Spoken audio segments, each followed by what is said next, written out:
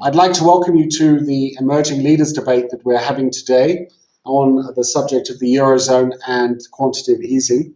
Let me give you a bit of background to this particular event. We're joined today by three of the honorary mentions in the Emerging Leaders competition, which is a Project Firefly competition which is sponsored by Credit Suisse. And this competition involved two stages, and the people who are joining us today did exceptionally well in both stages, and I want to congratulate them for their exceptional performance. So they're honorary mentions and well-deserved. The competition is also aligned with Credit Suisse's Asian Investment Conference, which begins this coming Tuesday, I'm told, and will involve discussions on the Eurozone. In fact, I understand Mr. Barroso, the former President of the European Commission, is actually going to be in Hong Kong at the Asian Investment Conference, and he will be speaking about Europe's prospects. So this is a well-timed debate coming, I think, at a moment where we are all beginning to try and figure out the potential implications of the European Central Bank's decision to start quantitative easing. We've already seen a substantial fall in the value of the euro against the dollar, causing some heartache on both sides of the Atlantic. And we want to know what else is in store. Is this the beginning of the end of this prolonged period of growth, or is it the start of a new phase of stagnation here in the Eurozone or in Europe more generally? So that is pretty much the context of our discussion. I should also add that, of course, the Eurozone is not the only area which has tried quantitative easing. Quantitative easing means many things to different people. It's been tried in different ways in different countries, such as the United States, the United Kingdom, and Japan. And no doubt that experience will be valuable as well. So in addition to our three honorary mentions, who I will introduce shortly, we're also joined by Oliver Adler, who is the head of economic research at the private banking and wealth management arm of Credit Suisse. And I'm delighted that Oliver could join us for this. It's superb to see you again, Oliver, and I'm hoping that we'll learn a lot from your insights as well as from the three honorary mentions that I'll just introduce now. So let me turn to each of the three honorary mentions. First, we've got Benjamin Mills, who's joining us from North Carolina, and he's a student at Wake Forest University. Then we also have Sheena Som, who's joining us from New York City. She's at Hunter College, and she's with us here today as well. And then we have, last but not least, Florian Hansmann, who is at Warwick Business School in the United Kingdom, but is actually joining us from Graz in Austria. So welcome to everyone, and welcome to this Emerging Leaders Debate, which we'll be having on the subject of deflation in the Eurozone. So with those opening comments, perhaps I could turn to Oliver Adler and ask him if he can make a few opening statements, and then perhaps I'll pick up on them and turn to each of our student participants. So Oliver, welcome, and thank you so much for contributing to this debate. Thanks, Simon. Very happy to be here, and of course, very happy to learn from the students and get some, less jaded views than we bankers have. So I'm very interested in that. Actually, obviously, we've been thinking about quantitative easing and what it might do and might not do for the economy, for financial markets. I guess first point to make is, as you've mentioned, that the effects of quantitative easing in the financial markets are obviously already extremely visible. So the key question is now whether how that will translate into the actual economy. I actually just don't want to say a lot, but I just want to, because I want to learn from the students. But there's one famous economist, I won't mention who that is, where I'm always again surprised, because he wrote quite a while ago. Always extremely surprised to read how much he knew and how much he anticipated. And I'll just read you a quote, which I happened to find yesterday, actually, from this economist. I won't tell you, I'll tell you afterwards when it was written. And he said, well, let me say, he actually wrote he wrote this in December 1930.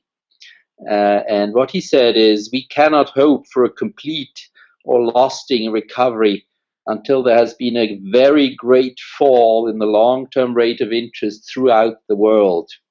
Yet that is likely to be a long and tedious process unless it is accelerated by deliberate policy.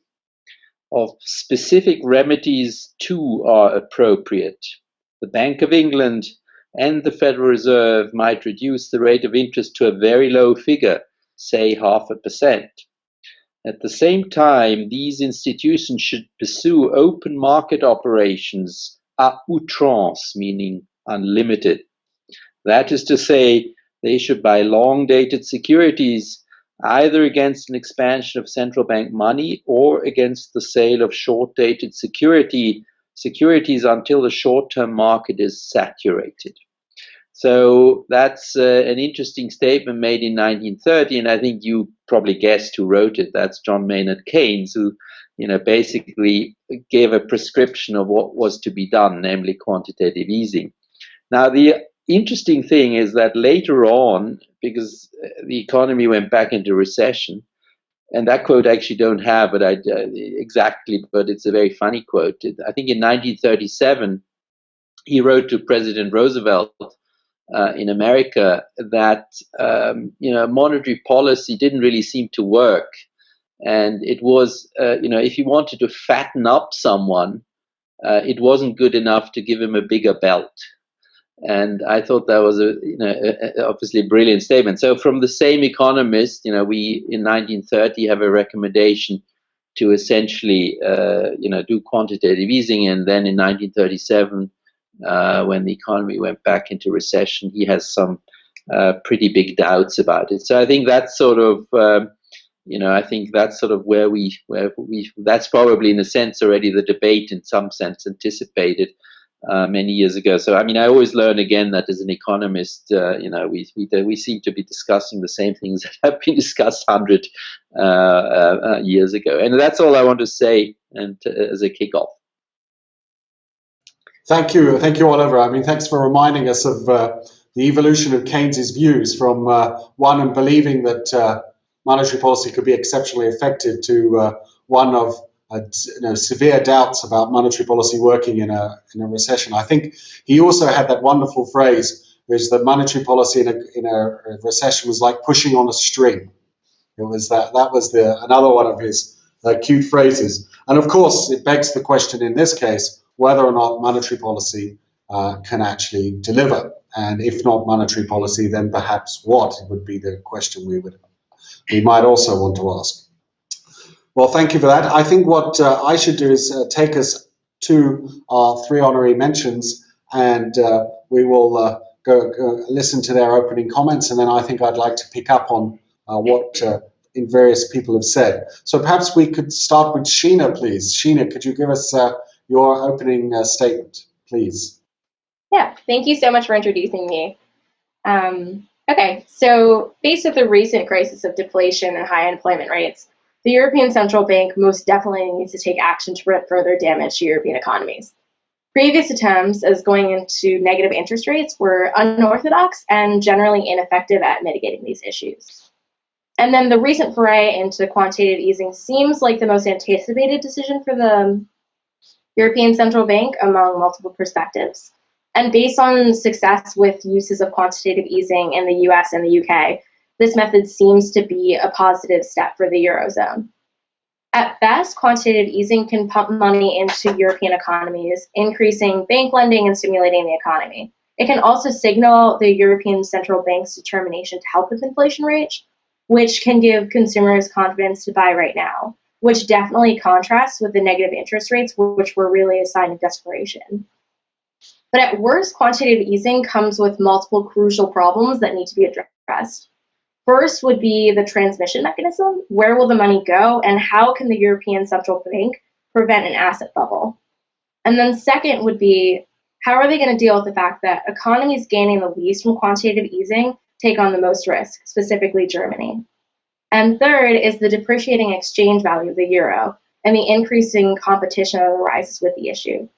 And then finally is the issue of how does the European Central Bank ease off of quantitative easing as it's done its job or been successful. Doing so may lead to panic, and not doing so is essentially just printing new money into the economy, while the European Central Bank probably spends a lot. For example, in the US, the Fed might have actually spent $500 billion just on quantitative easing. So while quantitative easing might be in fact the medicine the Eurozone needs to halt deflation right now, there are definitely aspects that will prove to be challenging and prove its long-term success.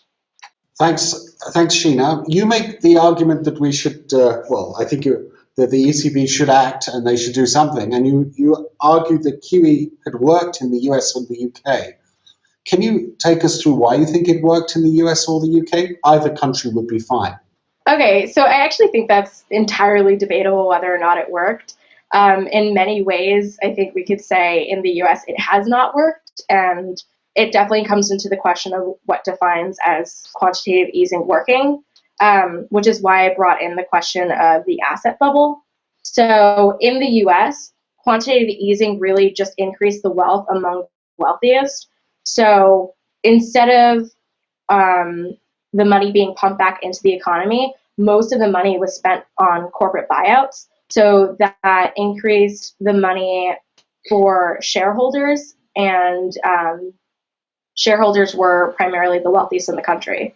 So I think that it's definitely debatable whether or not it's worked within the US. But I just put in the point that maybe it has worked based on some people's perspectives. Let's turn to Ben. Ben, please, can you give us your opening statement on what the ECB should do? Yes, absolutely. Good morning or good afternoon, everyone. I know it's morning over here in North Carolina, but as Professor Evenett mentioned, I'm Benjamin Mills, a junior economics major at Wake Forest University. I'd first like to begin by thanking Credit Suisse, my fellow panelists, and those of you currently watching this broadcast. Now, as the European Central Bank's quantitative easing program begins this month, I think the main question we have to be asking ourselves is whether the Eurozone has enough confidence in the central bank for this program to be successful. Since the new year, this doesn't seem to be the case. Germany is staunchly opposed to any sort of quantitative easing measures. The Swiss have depegged their currency from the euro, as I'm sure you're well aware, and Iceland has formally withdrawn its EU accession bid. So coupling these events with the prevailing public skepticism in Europe of quantitative easing, which many see as just printing money to bail the government out of debt, a process that's explicitly forbidden by ECB statutes, this program is definitely going to have its obstacles to overcome. However, the plunging value of the euro, a change that's really only matched by the current dollar bull market, does provide some hope for the European Central Bank. I think the biggest benefits of the quantitative easing program will most likely come from this drop, as the weakened currency is currently sitting at a 12-year low.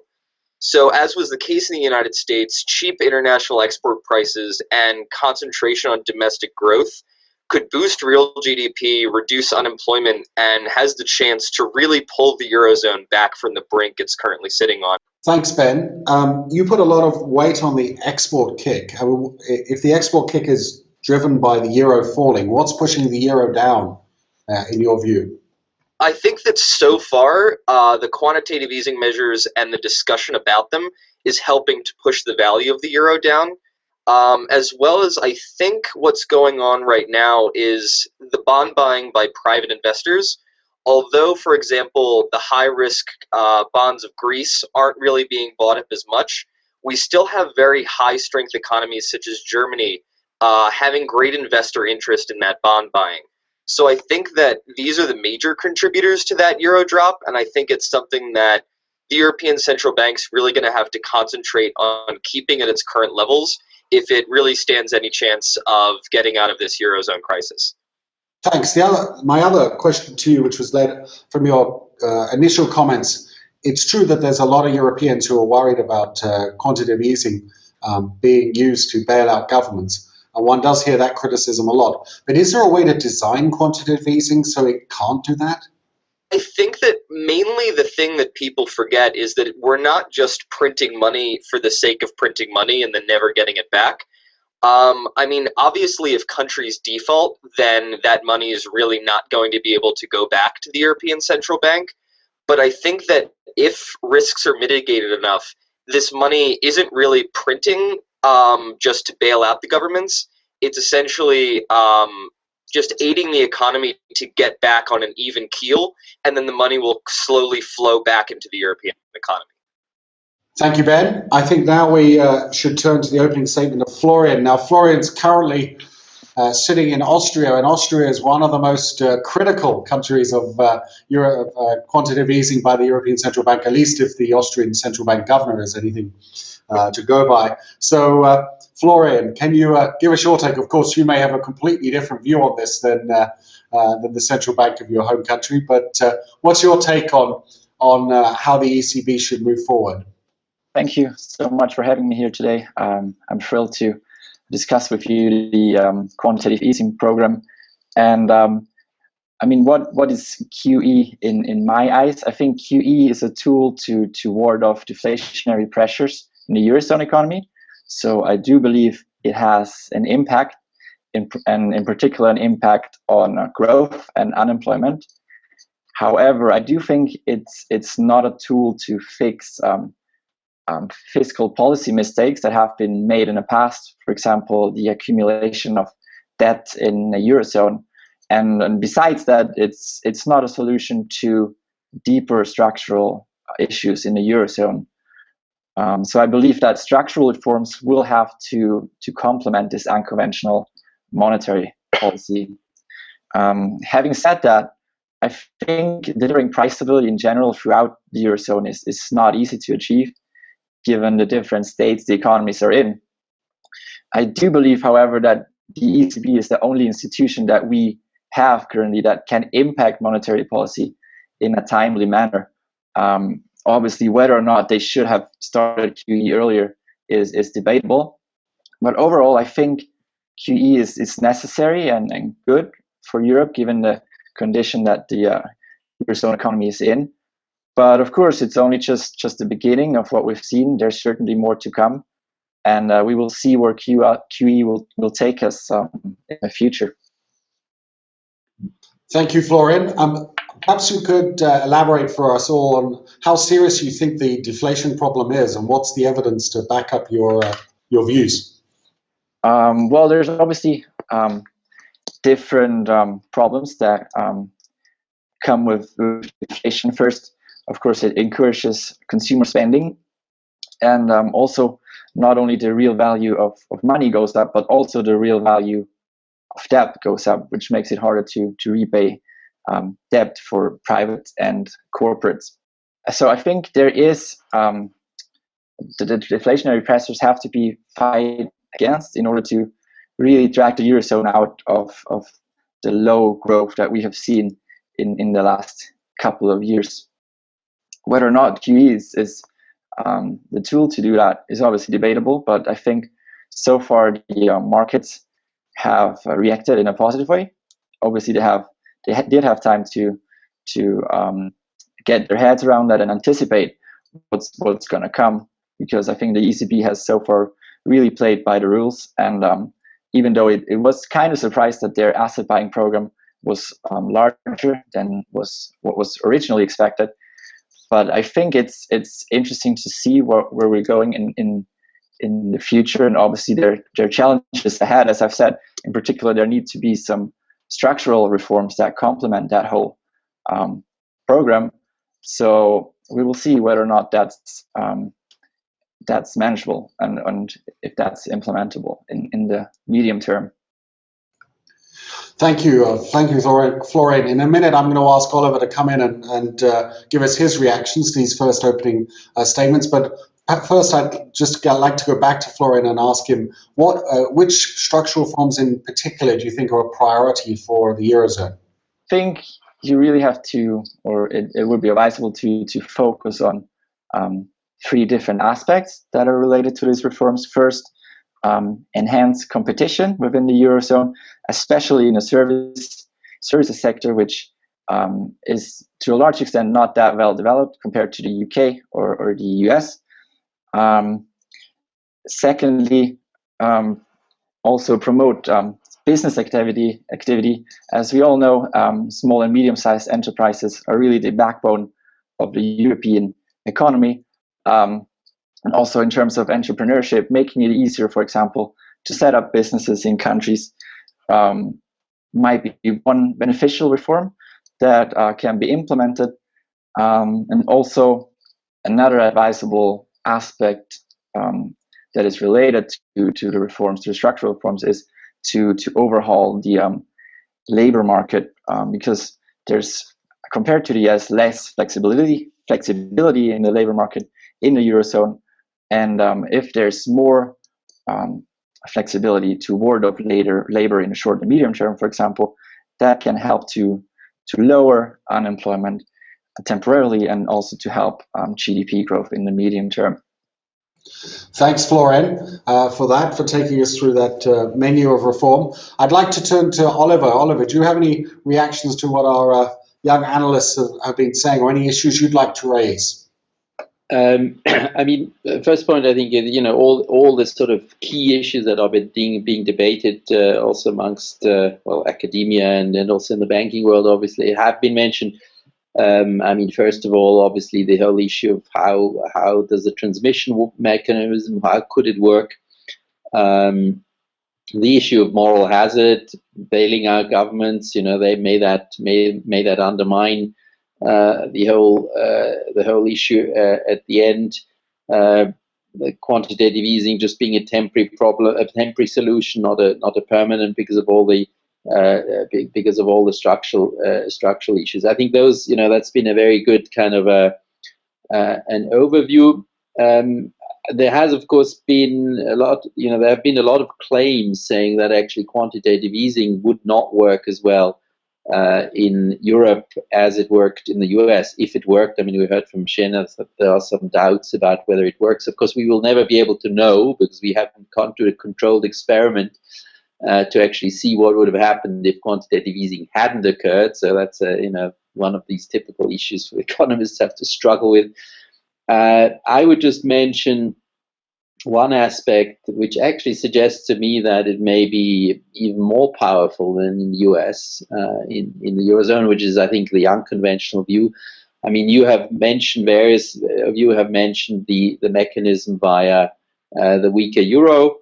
That, of course, is a boost to the export industry. But again, the Eurozone as a whole is similar to the US. It's a fairly closed economy. And so that might not actually be, the only mechanism. I think one mechanism which is actually interesting and, which may be a side effect, is, of course, that quantitative easing not only boosts the overall liquidity in the Eurozone market, financial markets, but of course it adds very much to this convergence of interest rates, because between the countries, right? Because you could argue that the key problem in the Eurozone was, of course, this potential fragmentation of the financial market, or actual fragmentation, with interest rates, especially in the southern so-called peripheral economies, shooting up in the crisis, with both government bond yields, but also the interest rates that were charged by banks. And so essentially credit dried up and investment collapsed. And of course, what's happened now, if we look at, this is mainly in anticipation of quantitative easing, that we've had a tremendous convergence of interest rates between the periphery and Germany. Italian interest rates are now below US rates, and they seem to be coming down by the day.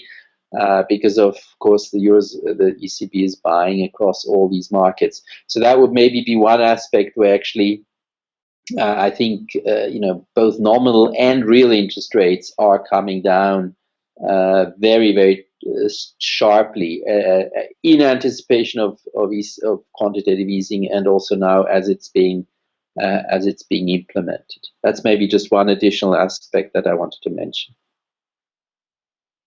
And Oliver, can you draw out for us what you think the consequences of that as falling interest rates would be? Are you looking at an investment type response, or what can we expect?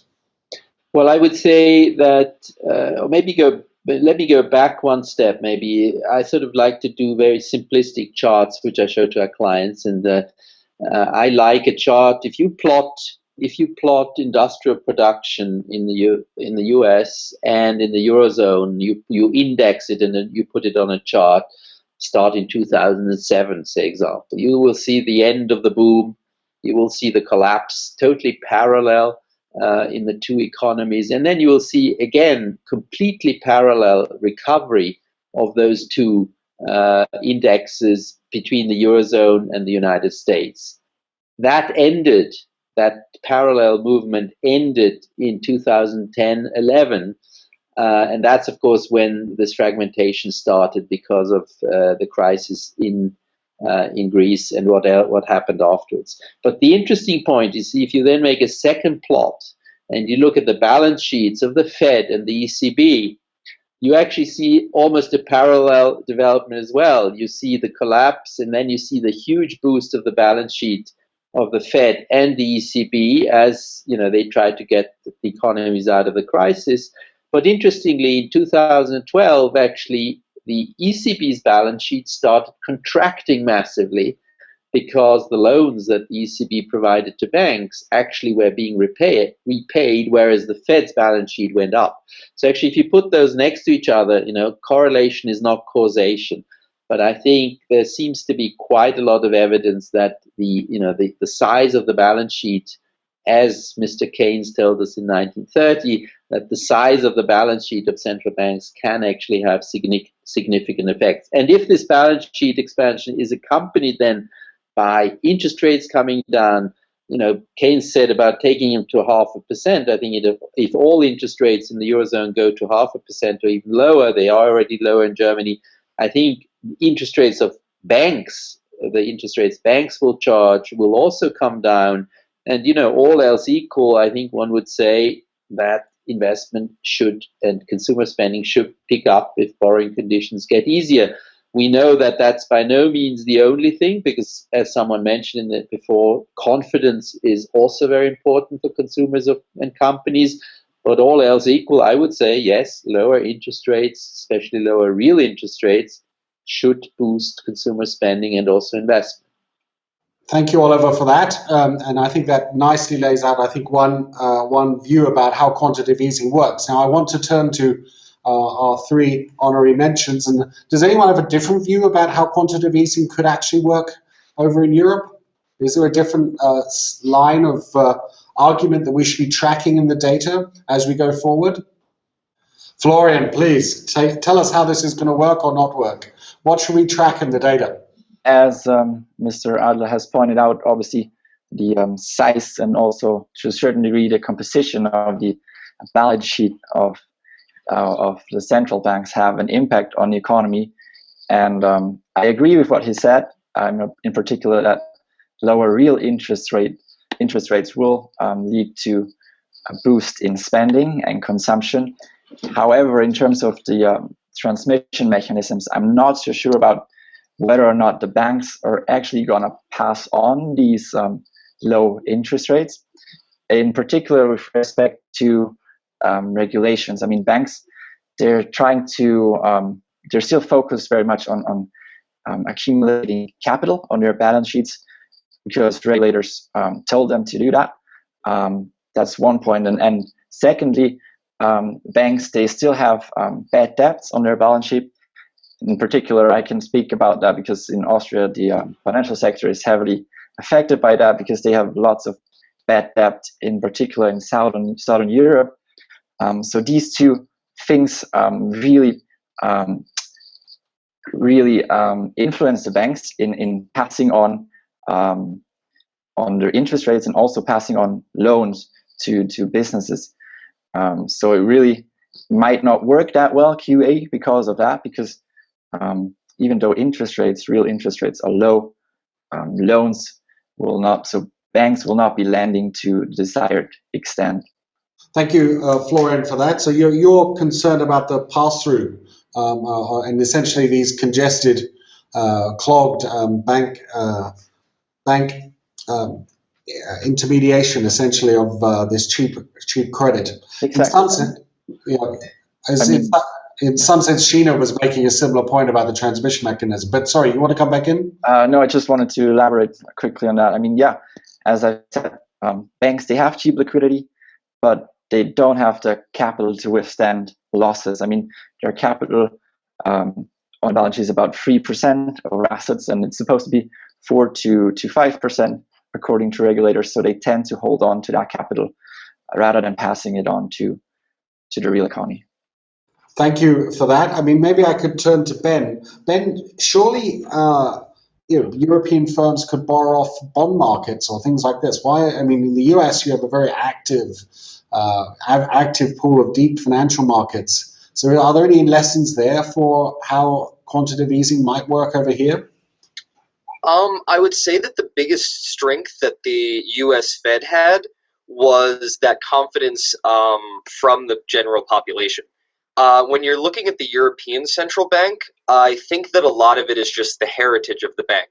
If you're looking at the origination dates of the ECB versus the Fed, you're looking at 1998 versus 1913. So the reason the United States didn't experience deflation or relatively low rates, I think, was that because the Fed was able to anchor that inflation expectations. So essentially, people trusted the Fed to handle the situation. So inflation expectations for the future were high. So that essentially just ended up in a self-fulfilling prophecy where the general public believed that inflation rates were going to be high, and that was a large contributor to the fact of what kept them in that place. Thank you for that. Can you explain to us a little bit about how central banks can effectively influence the inflation expectations of the private sector? We hear a lot of talk about forward guidance and concepts like this, but it all sounds so psychological to me. I mean, how do you get your head around that? Yeah, that's something that I've been having trouble with as well. I think one of the main things that the ECB needs to do right now to control inflation expectations is have a better control of the member nations. As I was mentioning earlier, Iceland has withdrawn its UE accession bid, Switzerland has depegged its currency from the euro, and Germany is one of the most staunch parties of opposition to quantitative easing measures. As Sheena was mentioning earlier, since they really stand to gain the least amount, but they're asking to, or the ECB is asking them to put in the largest amount of, I guess, skin in the game. I think that the ECB needs to, I guess, rein in this behavior, because as more and more countries seem to be having lowered expectations for the ECB, this reflects generally on the population of each of these countries. So if the citizens are seeing that their, I guess, economic analysts and heads of state don't really have that confidence, then they're not going to have that confidence as well. Because if they assume that the experts know better what's going on than they do, that obviously they have the right opinion. So essentially my belief is that the ECB needs to try to garner as much support from its member countries as possible and start drawing back these headlines that are really forecasting not a lot of success for the ECB's programs. But this suggests that Ben, that the ECB has almost got to. I mean, it's got to go well beyond monetary policy, right? This is about kind of a public relations policy, if you will. Just looking back and kind of trying to influence consumer expectations as much as they possibly can. All right, Florian wanted to jump. I agree with what Ben has just mentioned. I mean, there are really, I think in the EU, two things missing for a vibrant recovery, which are trust and confidence. I mean, in the US, they had better growth prospects, and the economy was better positioned, arguably, from a structural point of view, which made QE arguably more effective. So really trust in the policymakers is crucial, I think, in Europe. And then the policymakers, they can go out and confidently sell Europe to stimulate investment and spending in the Eurozone. So another aspect that is really, that Ben has touched upon, is that there is the monetary union. So the supply of money is regulated by the central bank, which is really the one institution that can do that within the Eurozone. However, in the Eurozone, there has been a lack of so while there has been a monetary union, there has not been a fiscal union. And as I've said in my introduction, QE is probably not a tool to solve issues that have been created by mistakes in the fiscal policies of individual countries and also in Europe more broadly. Okay, thanks for that. Florian made a number of claims about how this all played out in the US. I mean, I want to turn to Shana. Shana, does this accord with how you saw quantitative easing working, given your position here in New York City? I mean, how did you see it working in the States? So I think that both Ben and Florian bring up a good point about expectations and how that changes the way people spend money and the loans they take out and just how generally the economy can become stimulated. But I think that more specifically, people's expectations about monetary policy are widely varied, and often that just comes from people not understanding what monetary policy is and where that ends and where fiscal policy comes in. So I think tracking people's expectations about inflation and about monetary policy has been difficult in the US and will most likely be very difficult in the Eurozone. And I think this kind of plays into the argument that maybe deflation is still a problem right now because people are anticipating quantitative easing in the Eurozone. So I think that, I'm not sure if this directly answers your question, but when it comes to people's expectations about monetary policy, a lot of it's influenced by what people think the next step should be and not necessarily what the next step actually is. So right now, if people are expecting quantitative easing, which has been used years before in different places like the US and the UK, if people have been expecting this for a long time, they might be holding out until quantitative easing is being put in place, regardless of how effective they think quantitative easing will be. Thanks for that. I mean, I think you nicely make the distinction between what people expect and the outcomes that follow from that. And I guess in principle, you're making a case for the importance of surprises, right? Or how they ultimately. But I'd like to turn to Oliver. I mean, Oliver, what's your sense about how the inflation expectations and expectation psychology is evolving within the Eurozone? It may be too much to try and generalize since we've got so many different countries within the Eurozone, but what type of psychology is at work at the moment in your view, and how should the European Central Bank react to that? Well, I mean, obviously we have certain measures, market measures for inflation expectations in the bond market, and I think that is one way to look at it. The other is, of course, the surveys that were mentioned by Shana.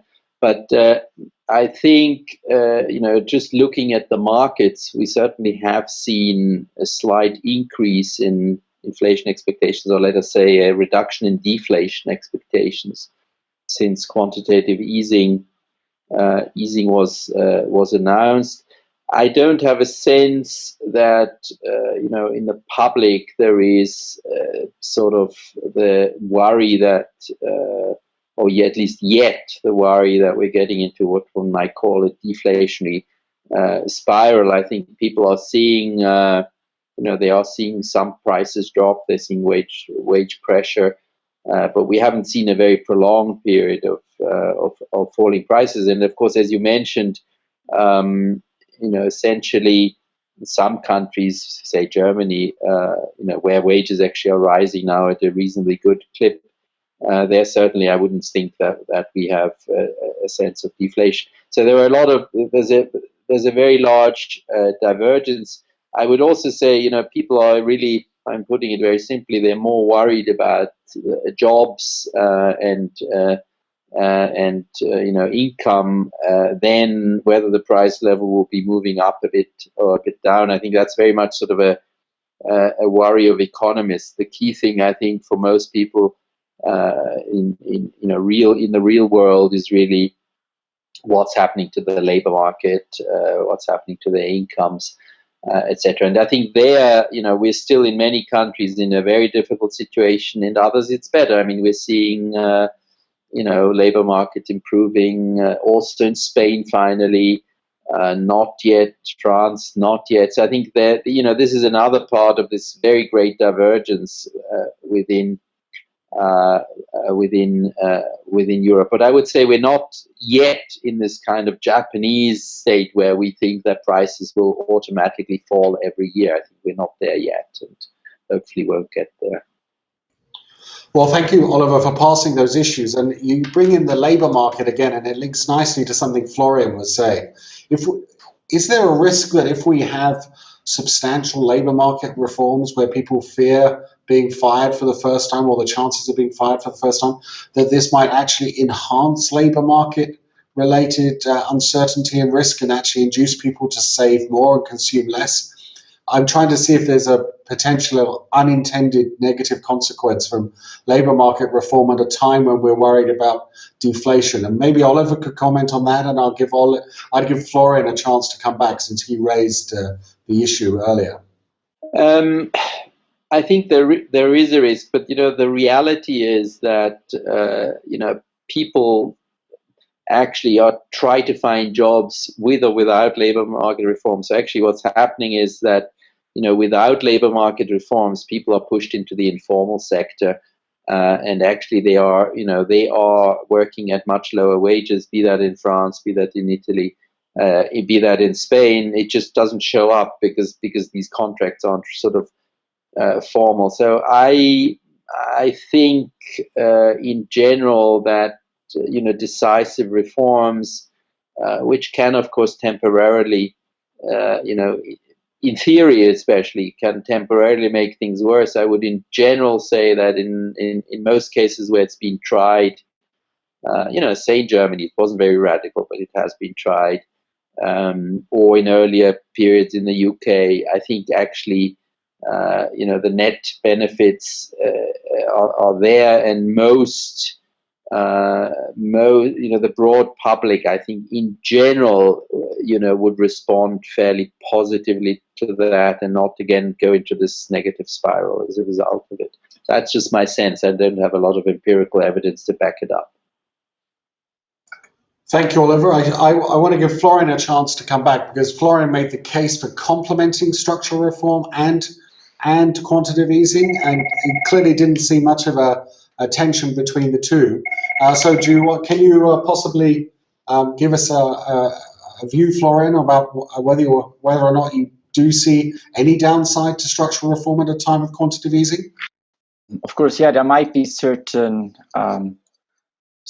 difficulties attached to implementing such reforms, especially during times of QEs. But I think exactly that's where the time that have to happen, and that the time that really should encourage these implementations to happen. I mean, whether or not the flexible labor market is good, it obviously can be debated, and it really depends on what the state of the economy is. But when we look back, for example, during the crisis or in the immediate aftermath of the crisis in Germany and in Austria, the labor market has been more flexible. People work labor has been laid off in the short term, and that actually really helped these two economies to better go through that period, because, you know, companies, they could lay off workers temporarily, and they weren't necessarily more anxious that they would get fired, because they knew that once growth picks up again, they will most likely get their jobs back. So there are, with regards to QE, where confidence is generally lower, and really people are concerned about their jobs, more flexible labor policies can lead to a loss in confidence, of course. But as I've said, I think it's really necessary to complement QE with those structural reforms. Thank you. Thanks, Florian. I do want to come to Ben. So Ben, do you have a comment on that? I think one of the main things we have to look at is, with structural reforms, the bit of a balancing act for the average consumer.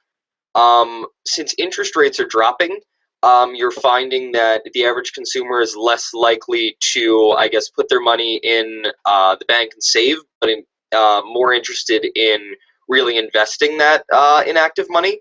But I think with structural reforms, as Professor Evenett was saying, looking at the average worker feeling as if their job isn't as secure as it used to be. So they're really, I guess, caught between a rock and a hard place in the sense of, should I save my money in the worst case scenario where I lose my job, but the interest rates aren't really bringing me too high returns? Or should I instead choose to borrow more money and hopefully be able to use that to improve my economic situation today in, I guess, a prophylactic measure to prevent that job loss? Very good. Thank you, Ben, for sharing that with us. Now let's turn, if we can, to the closing statements from each of our student participants, and then over to Oliver for his thoughts. But I'd like to turn to Sheena. Sheena, what have you taken from this particular debate and discussion, and what issues are still left open for you that you'd like to pursue? Thank you. So I think most importantly, the question that comes to mind is what fiscal measures should be taken and what monetary measures should be taken. I think that Florian brings up a great issue of what structural changes should happen and when they should happen, definitely. And when those structural changes do happen, how does it change expectations of the consumer and then therefore the actions of the consumer and the economy? And I would say that although quantitative easing definitely has some negative aspects or things that need to be worked out, it's a measure that could potentially have some impact on the economy and, halting this deflation. So may it just be a temporary fix to the problem. It can give enough padding to the system where the economies can actually work on structural changes as well as some infrastructural investment, so that we can add to a continuation of an increase in jobs, which would decrease the unemployment rate, and also help with, confidence in the economies and have people investing more money as these interest rates go down. So I think that quantitative easing in and of itself has its own issues, but it definitely needs to be coupled with structural reforms based on timing, as well as an infrastructural investment that could help boost the impacts of it. Thanks, Sheena. And you've made a clear case for a package, right? A packaged approach, as opposed to pulling on any one lever. Let's see what Florian has to say. Florian, how have your views evolved in this debate, and what issues do you think are still outstanding? Well, in general, as we've said, the ECB is really a powerful institution in that respect, that it can influence the monetary policy of the whole Eurozone economy. However, the ECB should not have the task on its own and should not be responsible to stimulate growth and employment on its own. So as Sheena has said as well, it's really it really comes down to complementing that QE program with structural reforms, and as I've pointed out as well, because I think the problems that the Eurozone are facing are not cyclical, but rather structural. So fostering innovation, for example, or research and development can help to foster growth in the long run, and also in terms of making it easier, for example, for finance for startup companies to get finance. That can also help to foster growth in the long run. So with that, political resistance has been higher to that program, understandably, in my view. But I think really the Eurozone has to pull on that program together and go for it together, and also make necessary changes to the structures so that in the long run the Eurozone will be pulled out of that deflationary spiral and can enjoy long-run growth and lower unemployment rates. Thanks, Florian. I think I heard you making the case for a different type of package from Sheena. Still a package. You both want packages, but perhaps one with a slightly different emphasis. Fair enough.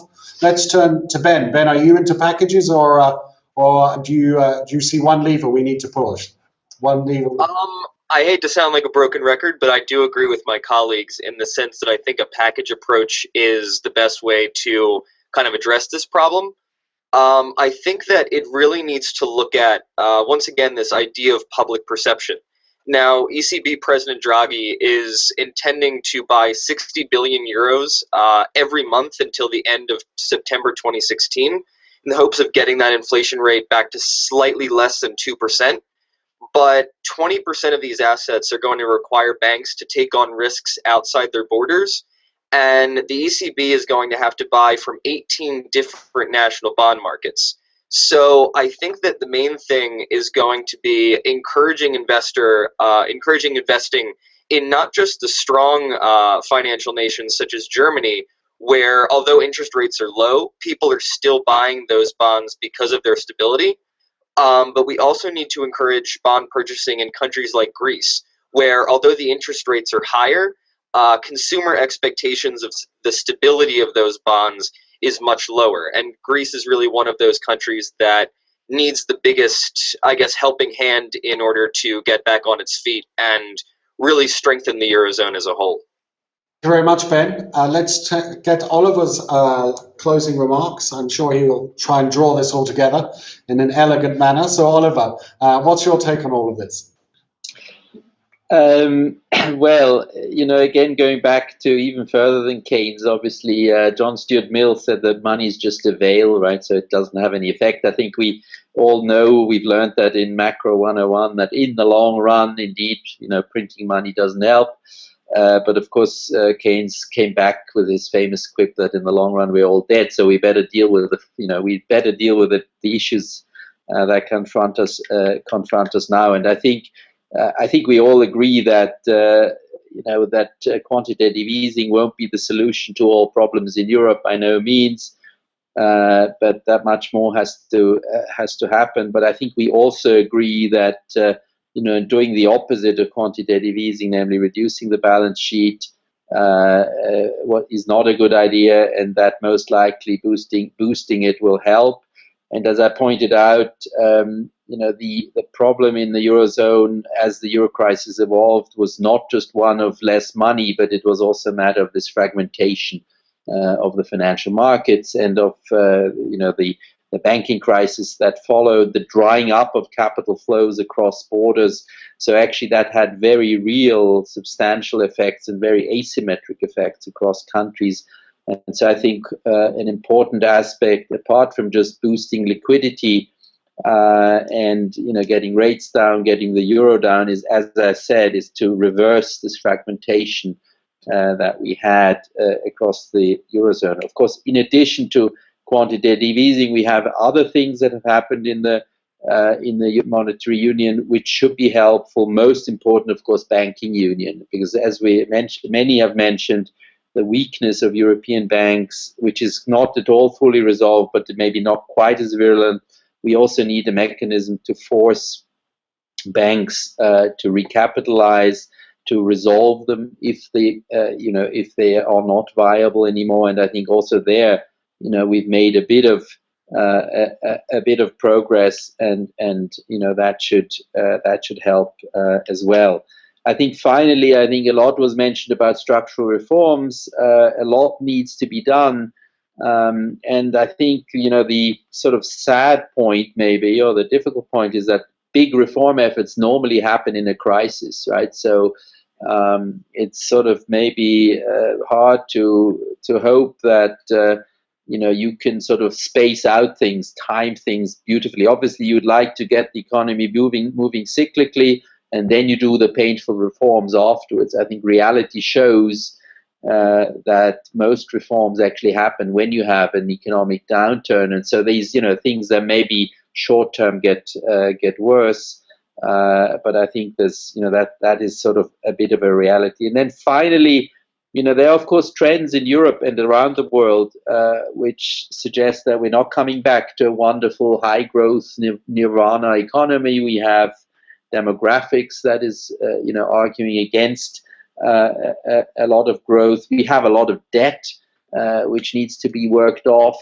We have these structural fiscal deficits which need to work off, and all of that will of course tend to slow things down. So even with quantitative easing, and I think we do think that quantitative easing will help a cyclical recovery, we're probably not going back to these times of very robust, or for quite a long time, for very robust and vibrant economies. Thank you, Oliver, for that overview, and for indeed setting us in this longer-term context of potentially slower growth. So we have a fear of lower trend growth and possible stagnation unless we can do something about this particular problem in the Eurozone.